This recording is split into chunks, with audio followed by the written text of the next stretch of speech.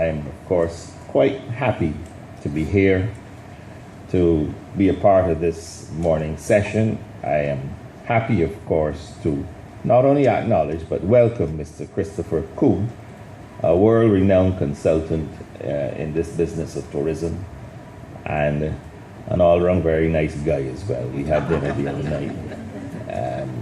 Looking forward to hearing his thoughts. For as long as I have been alive, we've been hearing about the Singapore experience, lessons from Singapore, the Singapore model in the Caribbean, and we all would like to hear their story. And in essence, hopefully it can inform ours. And so I would like, in again, offering a special welcome to Chris, or should I say Mr. Koo, for the time being, that just say that we look forward to hearing from the broad range of the experience, the technical expertise he brings, having worked directly in developing the Singapore tourism product, and of course the whole issue of the human capital development as well. Singapore, like most of the members of the CTO, has a problem with a lack of land. It's a very small country with a lot of people in it. So it's something that we can certainly relate to. Now, it is true. It is probably that's where the similarities end. We have about 6,000 hotel rooms, and they have about 51,000. So we get to understand there's some differences, but there's still a lot that I think we can learn from them.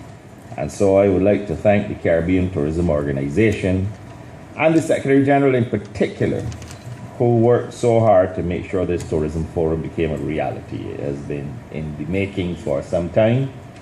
The Secretary General has some extremely strong views on this issue of service and how we can get our service standards up and try to remove ourselves from this reputation that the Caribbean region has, that perhaps our service levels are not where they should be. And I know that that would have informed this whole experience as well, because we all know that if there's one thing that Singapore and that region is very strong on, is the question of service. And so we look forward to exploring new ways of benefiting from maybe what Singapore has gone through, that we can position ourselves as the most desirable year-round warm weather destination. And we all know that is the mandate of the CTO. Leading sustainable tourism, one sea, one voice, and one Caribbean. Of course, I think when we reflect on this Singapore experience, we should keep a couple of things in mind. Now, critics often say when we talk about the Singapore model, when you bring in the Singapore model, bring along the dictator as well, because Singapore democracy is managed. Let's put it that way, and we have things that we have to deal with as public officials here. You don't necessarily have to deal with that in Singapore. They tend to do things a little differently there, and that might be true. But I don't accept that that means there's nothing that we can learn about it, because as I said, we've been talking about the Singapore model now for a very long time. Here in Barbados, of course, Lee Kuan Yew was at the London School of Economics with Errol Barrow. They were actually friends. And he, for one, used to constantly make reference to the Singapore model and what we could do to develop along those lines. There's some other things that they have going for them that we don't, obviously, but I still think there's a lot that we can learn. But one of the fundamental things that I would like to entreat everyone here to keep in mind when you hear about the Singapore story is that even though they have a huge hotel sector, we spoke about that already, tourism really is not the most important activity in Singapore at all. And there are things far more important than tourism that occur in Singapore. In fact, in terms of contribution to GDP, it's 6%. We don't have that luxury in the Caribbean. And in fact, with the exception of Guyana and Trinidad, I think almost all of our CTO members, tourism is basically the main activity, and certainly in terms of percentage to GDP, probably stands at number one, possibly at number two in a few cases. But we really don't have much else to speak of. And if you look at the investment end of things, the international business sector, it is all directly linked to how we are perceived as a tourism destination.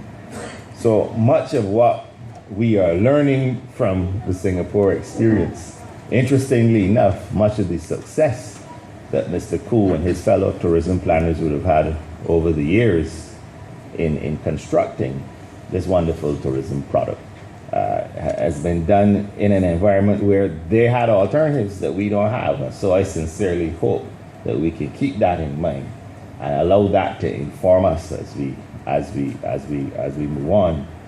I think as a region, and we've heard this from no less a person than the outgoing chairman of the CARICOM, Honorable Perry Christie, when he spoke at the Heads of Government Conference recently, that we certainly need to make tourism way more forefrontal in the minds of not only officials, but society generally in the Caribbean, because the truth is that even though we want to see a buoyant agriculture and a buoyant manufacturing sector, services is the future, and tourism services is leading the way. And so we, of course, certainly need to keep that in mind. And the CTO will continue to do its part to see that the experience can be enriched by having fora such as this one. And I know that your participation here also demonstrates your keen interest as well to find those best practices. I'm not going to try to rob Mr. Koo of any of his thunder, but I know one of the areas that he also has strong feelings on, and what they have exploited to some success in Singapore, is the preservation of its heritage, its Chinese heritage, its Asian heritage, and so on, the architecture and whatnot. And even though it's an ultra-modern society, they have founded a lot of their tourism experience on their heritage. This is precisely what we are certainly trying to do here in Barbados with the UNESCO inscription, the creation of the product authority to see that the experience of our visitors is properly focused on. And again, I mentioned earlier, the CTO at the regional level doing its part also, not only to focus on the big marketing issues, but also the product experience and what we can do to enhance that element. And so I think that that is, for me, some place where I think we can learn a lot from the experience of Singapore, and I look forward to hearing a bit of it this morning as well as we go through the presentation. So I'm also extremely pleased as well that we have attracted a number of participants from the region, and I want to, of course, especially welcome them. This is normally soft period, so the few extra bed nights don't hurt. Helps the Minister of Tourism look a little better when he goes to cabinet. You can make one or two demands, and so I sincerely thank you for doing it. And I think we're on to something here, Mr. Secretary General. The Council has been supporting you with your effort, the hospitality assured, and those elements that trying to demonstrate the need for improved service. And this